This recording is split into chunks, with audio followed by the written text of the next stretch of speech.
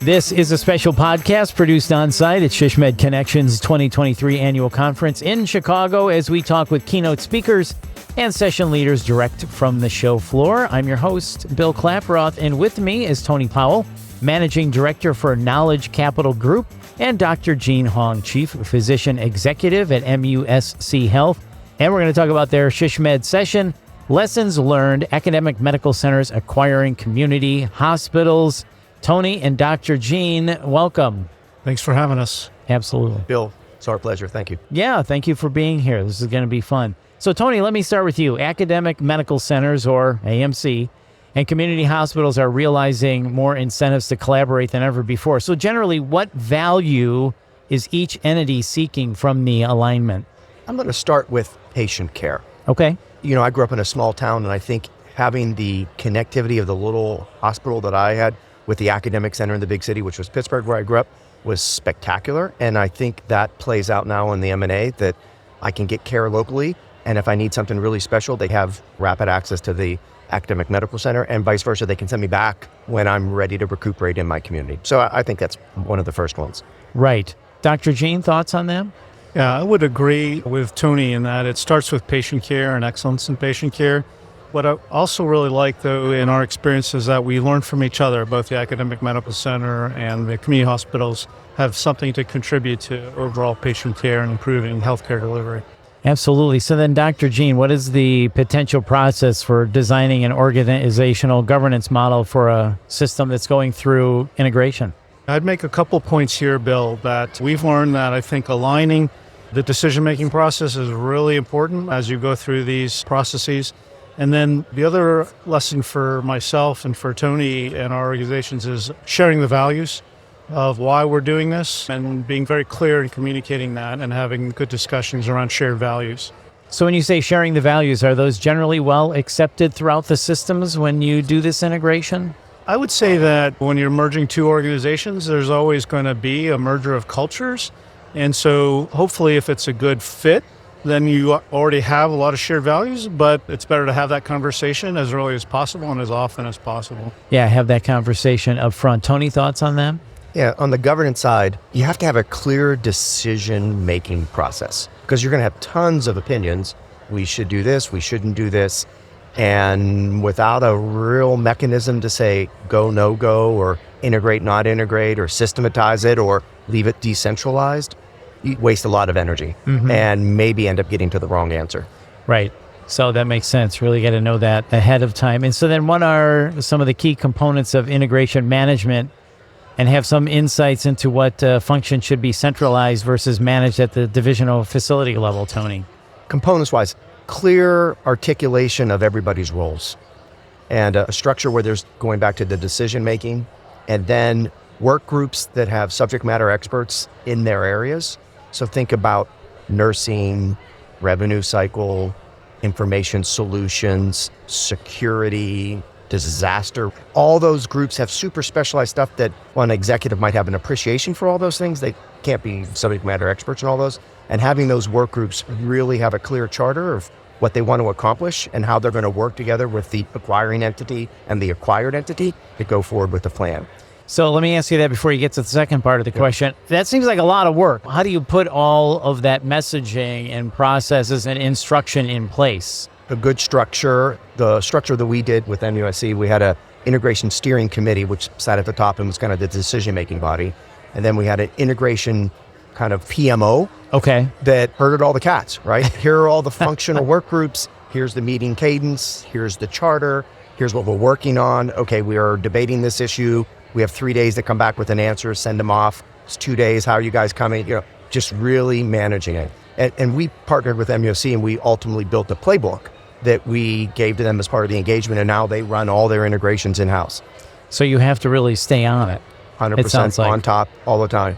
Right. Someone asked in our session when we were talking about one of the timing, what started right before Thanksgiving and closed in March. So somebody said, so there are no holidays. And we said, well, there were holidays on the calendar that the group had to do a lot of hard work. Right. Yeah, that makes sense. All right. So then the second part of the question was what function should be centralized versus managed at the divisional facility level?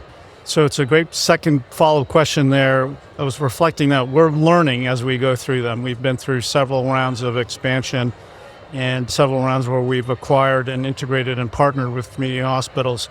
So the bottom line for me is about change management.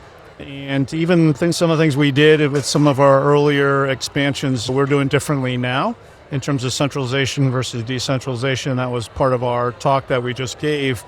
But I will say, practically speaking, it's about managing the change that two organizations are going through, but then you can get as granular as you want with that discussion. Tony mentioned HR, IS, any number of things, even security.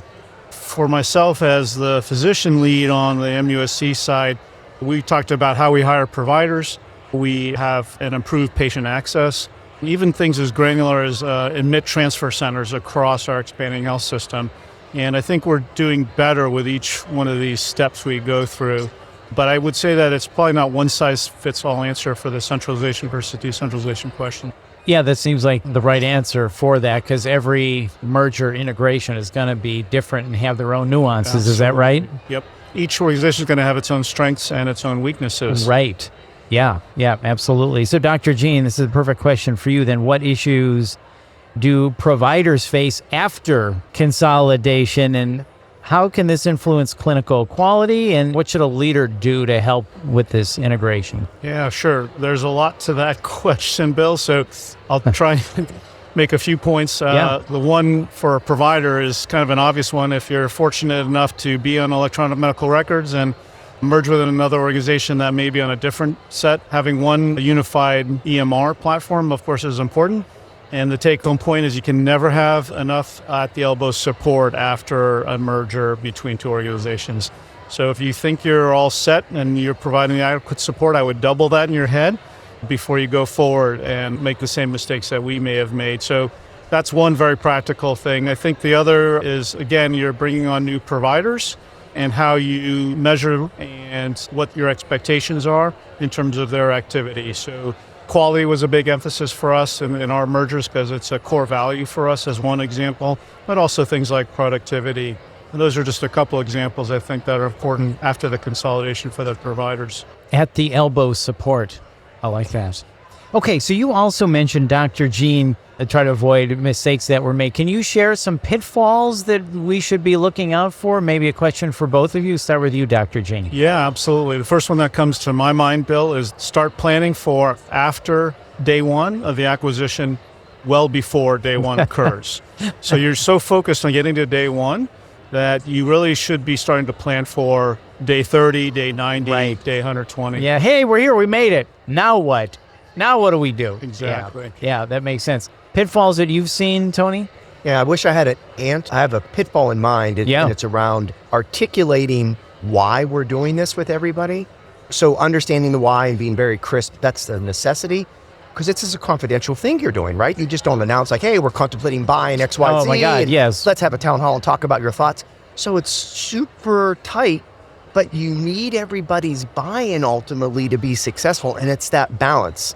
And, I don't really have the right answer for that. Probably some marketing people might be better suited to answer that. But that's something to keep in mind, because I don't really know if the first time we did this, Gene, if we internally communicated the why sufficiently. Could have done more there, Tony. Exactly right. Yeah. How do you encounter pushback, or how do you deal with pushback? Why are we doing this? I don't want to do this. We've got our own thing here. We're strong. We're solid. We're making our own way. How do you deal with that? Dr. Gene, I'll start with you. As best as you can, Bill. As best as you can. Yeah, because inevitably you're going to get that, right? Yeah. Tony? I think it goes back to the why. Okay. Because everybody can second guess, and you're going to make mistakes, right? And you're going to make bad assumptions, and people are going to use that to go, oh, that's why we shouldn't have done it. But I think if you have the why, this is what we're looking to gain from it, the patient care, maybe there's some sort of revenue enhancement or cost savings, all that, and you articulate that up front and you measure against it throughout, slowly but surely you get people bought in and the change management starts to occur. If I could add to that, Bill, and Tony, to Tony's remarks, we're still revisiting the why even 5 years later and admitting where we could have done better here, but also acknowledging where, hey, we did make the right decision there, and looking at that and showing data where we can. So we're still, even many years later, just looking at the why.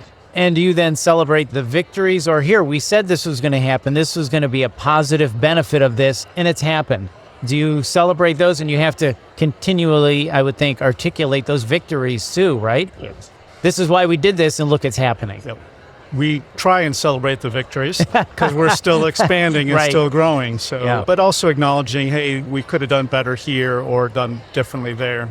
Absolutely. Well, being transparent like that, I would imagine, adds credibility to what you're trying to sell them or talk to them about when you're honest and saying, yeah, we've made some mistakes.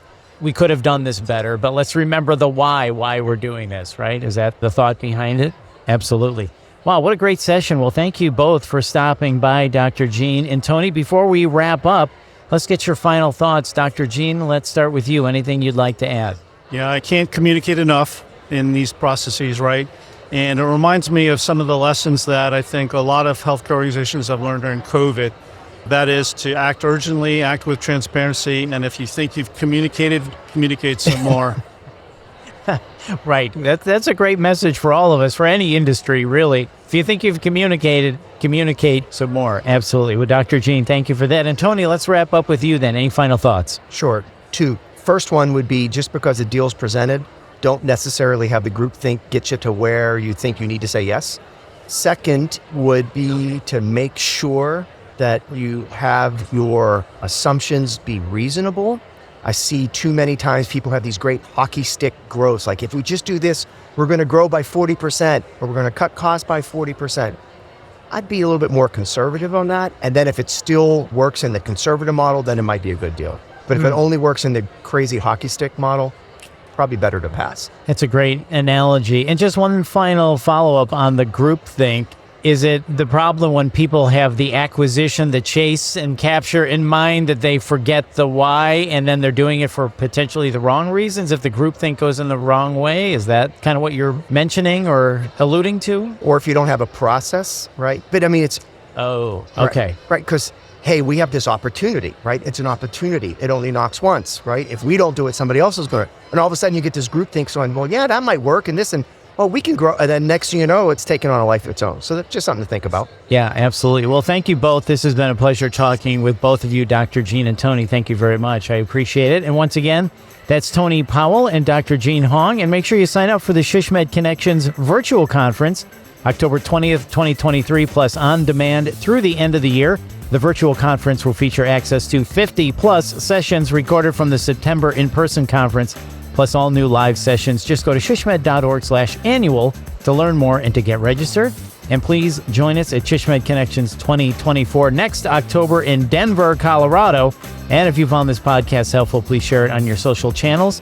And to access our full podcast library of over 100 podcasts, please visit shsmed.org/podcast. And as always, thanks for listening.